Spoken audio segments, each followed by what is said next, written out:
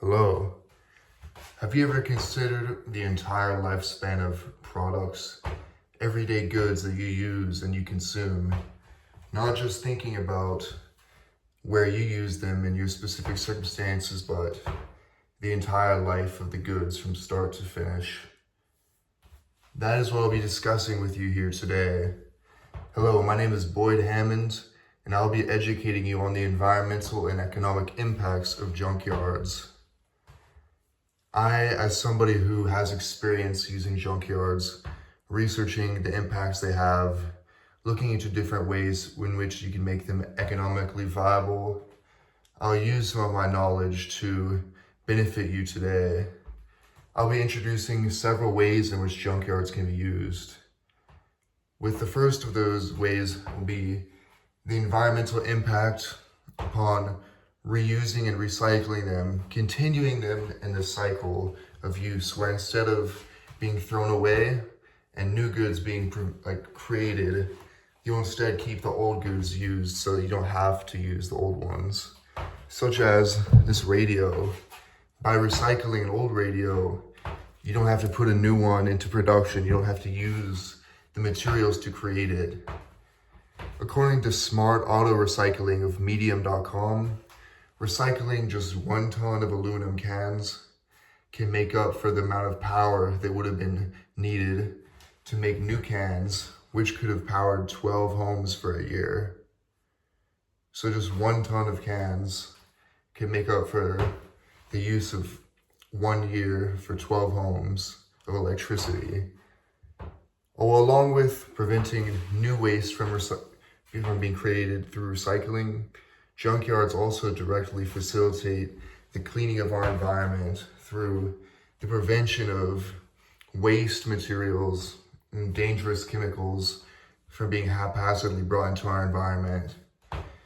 Upon going to a junkyard, your goods, your scrap, your machinery such as cars, lawnmowers, the chemicals within them will be properly disposed of, such as this battery.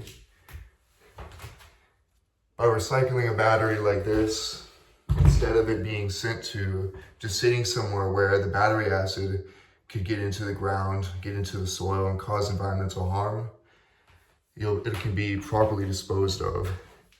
And this is partially what Jackson Lilly of MyTravelly.com talks about, where he describes how older cars leak coolant, they leak oil, and it can get into the ground, it can get into the streams, but he describes how taking them to junkyards can prevent this because they will properly dispose of the fluids. Now that's a useful environmental impact, which of course, everybody would like to learn more about to protect our environment.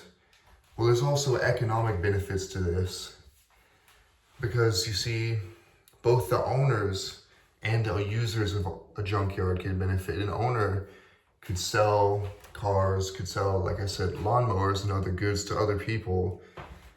Well, you could also sell goods that you collect from junkyards just as somebody that goes to visit them by picking out various car parts, such as my radio. Rather than it being scrapped, you could sell it to somebody online. You could sell it on eBay. You could sell it on Facebook Marketplace. This is an important source of income for many people, and tying it back to the other benefits, it continues that whole life cycle, the life cycle of the things. Rather than it being wasted, you're able to fulfill a good for another person, make some money, and help benefit the environment. In conclusion, these uses provide many benefits to many different people throughout not only the economic side, but also environmentally, through making the world a potentially less damaged place.